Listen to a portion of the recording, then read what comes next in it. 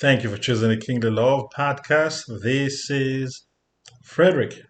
Here we focus on positivity, hope, and most importantly, an encouraging and loving message. So the question of the day is it worth it to get the Galaxy Fold 3? I know some of you are interested in getting it. So after this video, I'll give you my reaction. I'll give you my insight.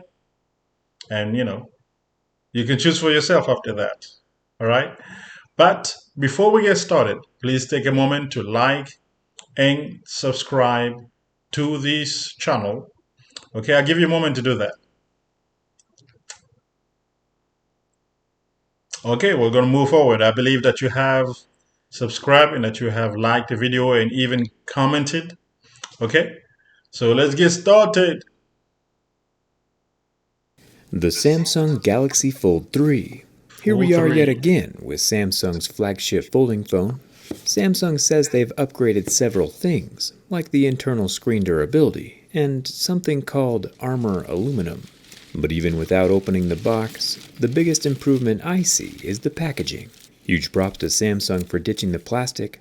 Plastic packaging is usually not recyclable and takes about 450 years to decompose in a landfill, which is crazy. Yeah, Your I wonder plastic why. bubble wrap or packing material will be around for the next 25 generations. 450 Your years. 20th great-grandchild will still be able to find everything plastic that you've thrown away still chilling in the dirt, which is pretty Right. gross.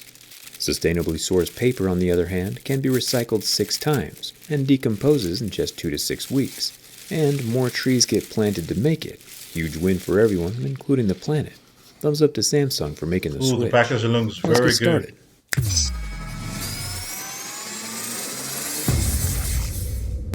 So, by the way, I got this video from Jerry Riggs Everything. So, go ahead and support him. It looks like he has a very awesome technology video there. So, go ahead and support him. So, we'll keep moving forward.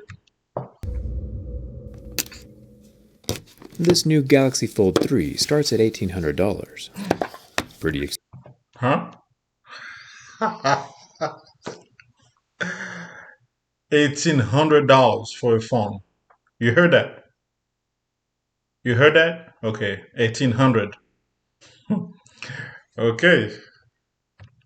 Expensive for a phone, but Yeah, this I phone know. is rather unique. Inside the box you get a USB-C cable, but no charging brick. But that's fine, most people already have one, and Anker makes faster chargers and longer cables anyway. I'll leave a link for my channel sponsor Anker down in the description. There are magnets inside of the Galaxy Fold 3. It's kind of towing my lighter across the table. But you didn't come Why? here for the magnetic attraction. Why? You're here for the Moe's action. Ooh. And it looks good, like man. again this year we might see some carnage. The warning list turning on the phone Looks is like a still a tablet. mile long, including no touching the display with a fingernail, only using the specially built S Pen Fold Edition, and dust might cause damage, Wow. all while not removing any screen protectors. Samsung makes it seem Look, it actually looks very good. I wouldn't mind having one of those, but it's $1,800, almost $2,000. But it looks good. like this Fold 3 needs to be handled with white gloves in a clean room, but we'll see how true all that is. The Fold 3 is very similar in appearance to the Fold 2 and Fold 1, with a small gap between the folded screens, and a wedge shape when closed. I imagine the gap helps keep the screen from creasing too tight, and to help keep the two screens from rubbing up against each other when it's closed. Let's start the scratch Wow. test. Yeah, it looks The very, Fold 3 has very two awesome. screens. The exterior front-facing screen does come with a removable screen protector. At least I hope this one comes off. Oh, I got scared for a minute. I thought it was just The Mohs scale of hardness helps us scratching that differentiate phone. between different materials, like plastic, which scratches at a level 2 or 3, glass, which scratches at 5 or 6, and sapphire, which scratches at a level 8 or 9. Samsung says they're using Gorilla Glass Victus on both the Gorilla front and Glass. back of the Fold 3, and that matches up perfectly with our scratches at level 6 with deeper grooves at a level 7. The same slab of Victus glass is up protecting the 10 megapixel front-facing camera. It's as scratch resistant as the rest of the front screen. Opening the phone while the camera is on Scratch resistance. transitions us That's to the good. much larger screen in the center, along with the hidden underscreen camera up on the top right. We've seen underscreen cameras before with the Axon Underscreen 20 camera. and the Axon Well, 30, that's and it awesome. looks like Samsung also has that super low resolution pixel grouping above the camera that we saw in the first generation Axon 20. They're about a year Look at behind. that. The pixels turn off when the I like front-facing that. camera is activated, then the pixels turn back on when the front camera is off. And honestly, it's not that bad. The halo around my studio lights is minimal. The camera itself is only 4 megapixels, but since there are literally 4 other nicer cameras to choose from on this same device, it's really not that big of a 4 deal. other And cameras. pretty cool that Samsung is trying something new. I'm all for it. Samsung has said that with this Fold 3, their middle screen is 80% more durable than last year's, which would be pretty impressive. The Mohs scale of hardness isn't the best scale to use on different levels of plastic. No matter what plastic it is, it'll all fall between level 2 or 3. We would need something like a Shore durometer to fine-tune that scale and see if the hardness levels actually improve between generations. Cause as of right now, we're still getting scratches at a level 2 with deeper grooves at a level 3. And once again, my fingernail is still able to leave very noticeable marks on the surface. The display Yeah. underneath the plastic Fingernail. might be 80% more durable, but it's still very soft. Your fingernail is actually making that kind of marks. So, you should be able to use your fingernail on your phone. It's okay, you know. But if you have plastics on your phone, then of course you run the risk of scratching it. So, On the surface, which is just something to keep in mind. yeah. The more we know what to avoid, the longer the phone will last and stay in good shape during its lifespan. Oh, you The don't want front to camera spend is also tucked 1800 underneath on a this soft phone, plastic and then your fingernail messes up that phone. So, it's something to think about. layer and could get scratched, all 4 megapixels of it. Samsung has created a special Fold Edition S Pen stylus for this Fold 3, with a special spring-loaded tip to help Fold relieve the Edition. pressure on the surface of the screen. It's a pretty strong spring inside.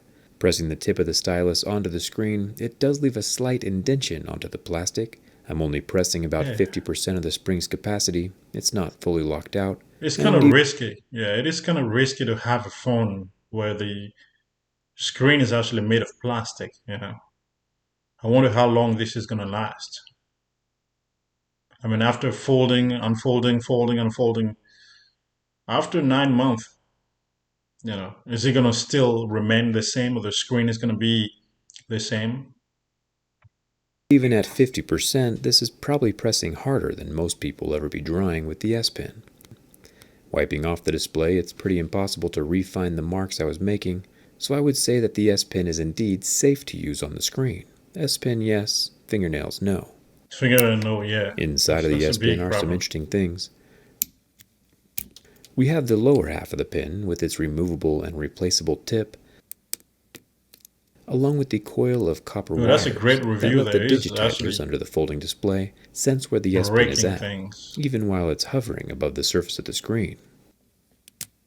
The top half of the pen is where we find the spring, along with a pretty beefy magnet. Another thing Samsung talked about in their launch event was the Armor aluminum.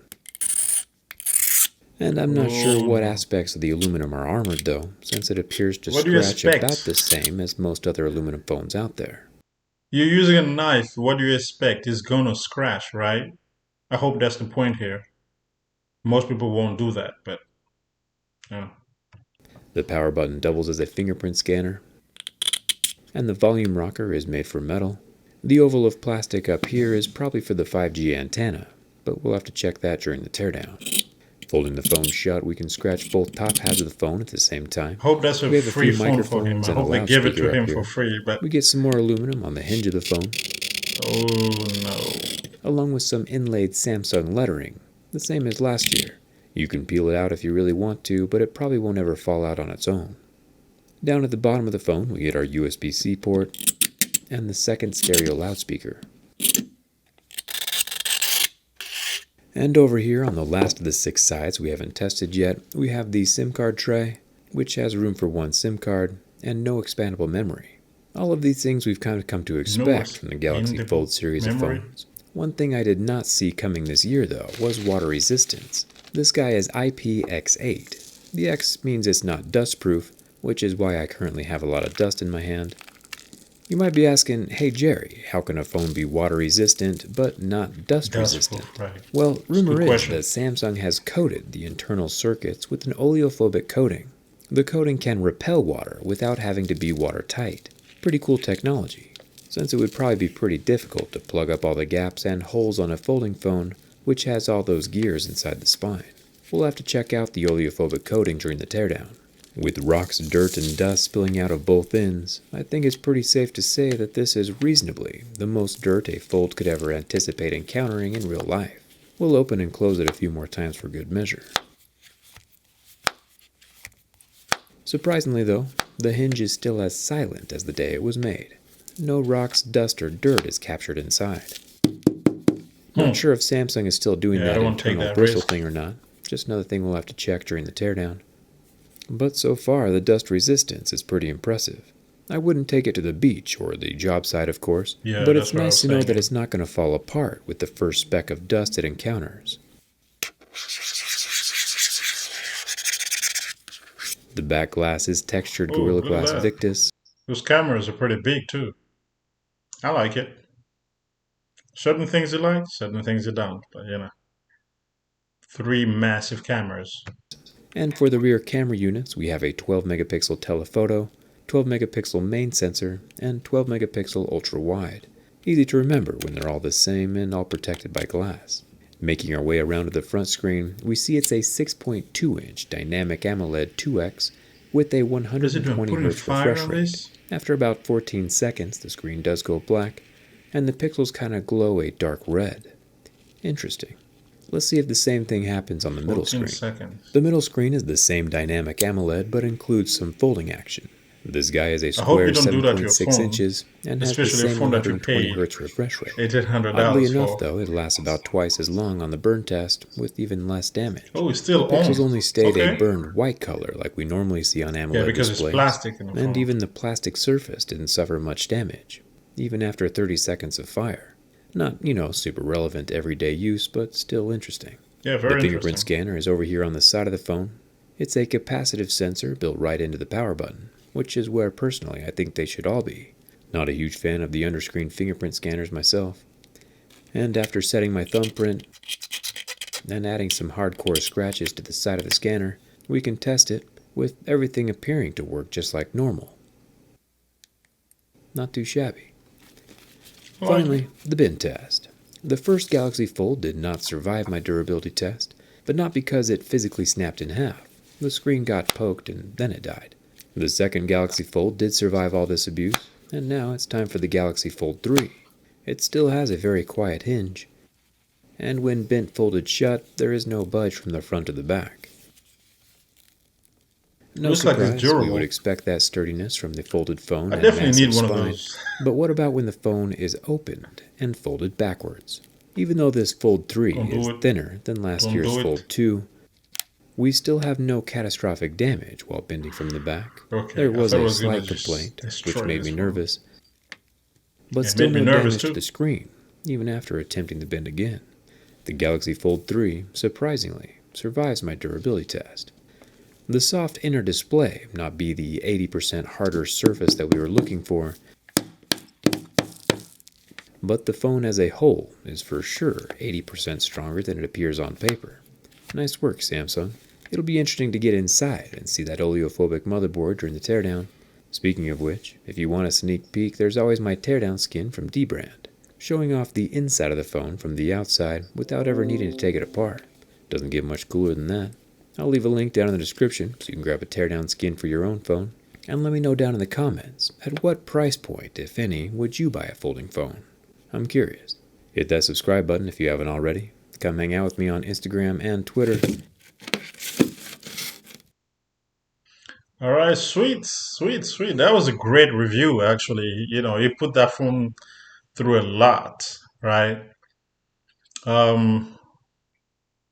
Personally, I just need to make phone calls, receive text messages, and occasionally use my phone to watch some sports or something like that. But, dude, I like the fact that it looks like a small tablet. You can fold it, you can take it with you. If I had the money, I will get it. I'll definitely get it. If I had the money, I will definitely get it. But the real question is, how many of you have 1800 for a phone? You know? Yeah, it's a question of preferences. If you put the iPhone 12 close to this year, I'm definitely choosing this phone. I am definitely choosing this phone. So, one thing I haven't seen is how the picture actually looks, right? How the pictures look when you take a picture. But, overall, it looks like a great phone. You know, I would like to see how the pictures look though. Because, I mean, can you imagine we take pictures with our phone, we record things all the time. And some of you that does, you go on Instagram, you use Instagram pictures and all that. So you use your phone for a lot of different things. So one thing I would like to know is I would definitely like to find out how the pictures look, if it's bright, whatever the case is. But overall, if I had the money, I will get it. What I will do, probably I will wait until the price goes down a little bit in a few years or so, maybe a couple of years, and then I'll get it, because I do like it. I definitely do like it. But if you have the money to pay for it, go ahead and do it. All right.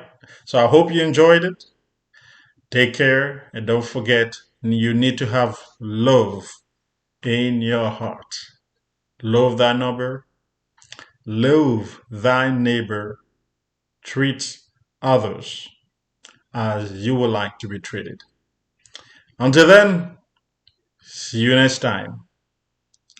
Take care.